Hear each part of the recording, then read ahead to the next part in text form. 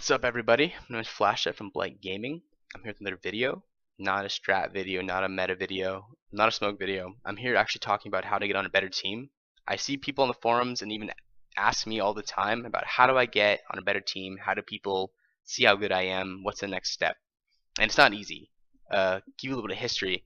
1.6 CSS and the beginning of CSGO and even middle of CSGO, everybody knew each other.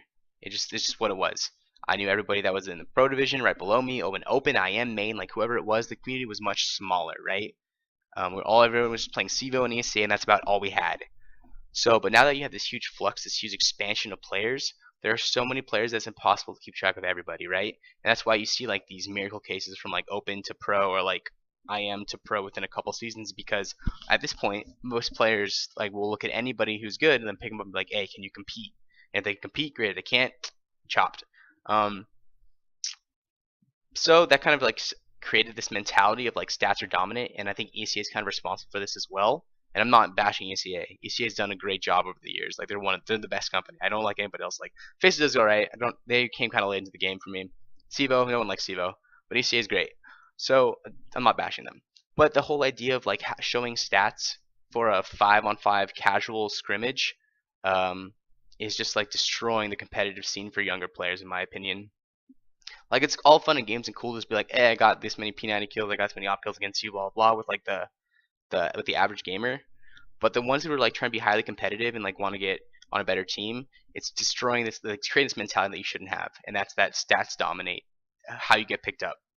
Because this is the bad thing that happens with the RWS system, is that any player who's only trying to get like high stats, they have one option and one option only for the most part, unless they just literally never miss and they clutch every single scenario ever put in front of them, is you hold W. Because if you hold W when you 1v1 fight, that's one step closer to winning your RWS in the round. Keep on holding W, another fight, 3 vs 5, you won both your fights, you have the great RWS. But for the player who wants to play the game properly and like holding back playing with team, one of two things happens for them. The player who's rushing, who wants his RWS to make his stats look good, he sometimes dies, right? And then it's no loss off his back, because either he's losing the round regardless, or he's getting all the RWS in the world for the round. But now the player trying to play properly is in 4v5, is in a worse situation, slowly comes into 3 vs 5. You know, like once it's a 4v5, like the crazy stats are like a 70-75% of the time the other team wins. So he's already lost RWS, but he's trying to play the game properly. So I think there are very few cases of where pug players do well there and they transition into high competitive play, because all they have is this W mentality of 1v1s. There's like 2 players come to mind who I think did really well transitioning, like Tens and Raft. I know Tens' team didn't do too hot this season, but I've scrimmed with him a couple times, pugged him. He's got talent, got a future for sure. And then Raft transitioned pretty well from what I've seen. They made playoffs, did great. He makes good decisions from what I've seen when I watched.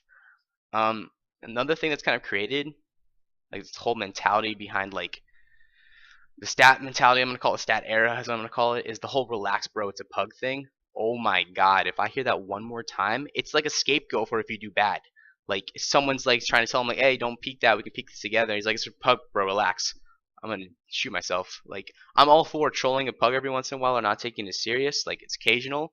But if you're not in your pug, your MMs, your matches, whatever it is, not taking it seriously, like you're not gonna become a better player. You're not creating good habits. It's not something that you want to be doing. And that's something that you should be doing, is taking everything you do seriously in the game. And if you're not doing that, just do it now rather than later, right? Because everyone's like, relax bro, it's a pug.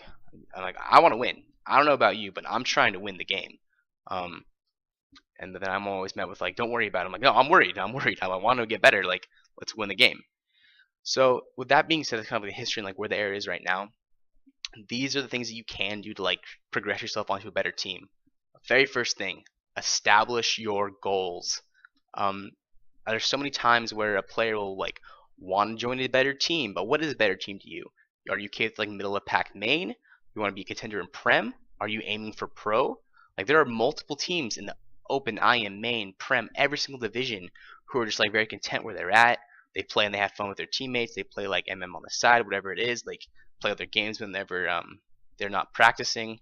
If that's not your mentality or your goal, don't join them. You really shouldn't.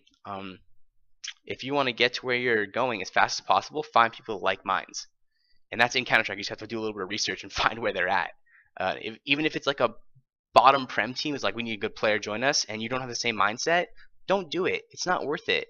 Um, I mean, I guess someone can make the argument that you're joining a prem team, you get the experience, and it looks like. But anybody who's picking players up just based off experience of like one season in prem, they're not a team you're trying to end up on anyway. So, next best thing you can do, decision making.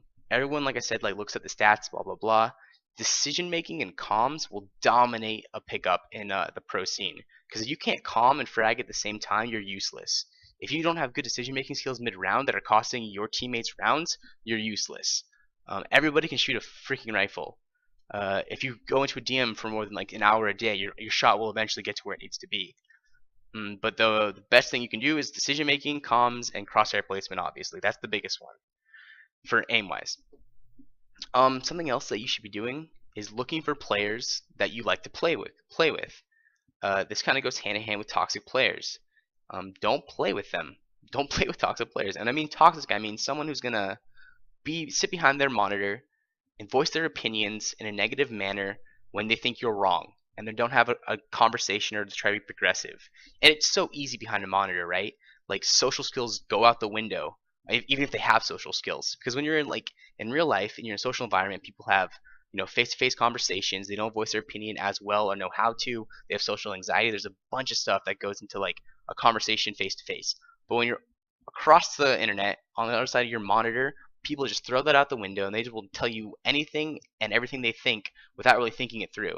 And that's something that you don't want to be around. You want to be in a progressive environment that's going to make you a better player, along with you making your teammates better as well. And that comes playing with players that you like playing with in and outside of the game.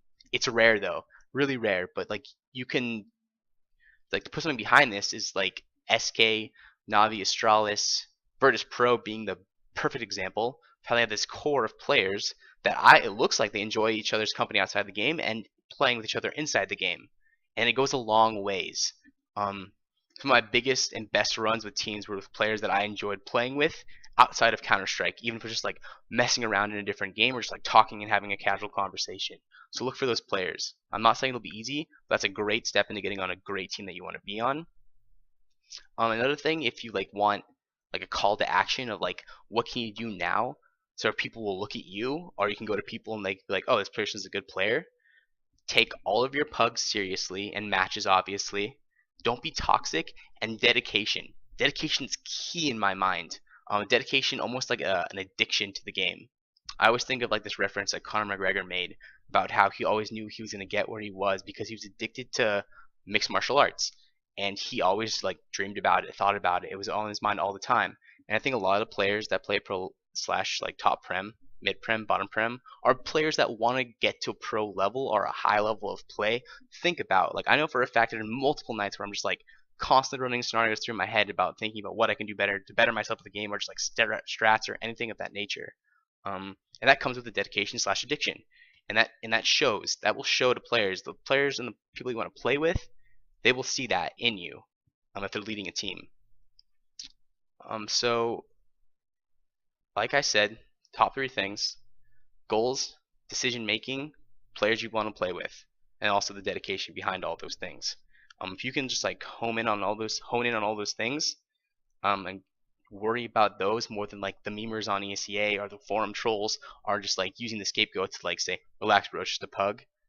Don't do those things and worry about your game and getting better at the game and being progressive. Leaps and bounds. I know for a fact when I'm looking for players, that because we've done a couple pickups in the last couple seasons, I think we finally found a roster we like. But you look at a couple things. First, I look at stats. I will not say I don't look at stats.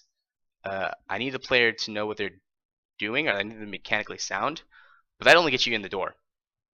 But once you scrim a couple times, if your decision-making skills and your comms aren't there, you're out so fast, like it's almost frustrating. So I hope this helped somebody. If you want to add me or ask me any questions, let me know.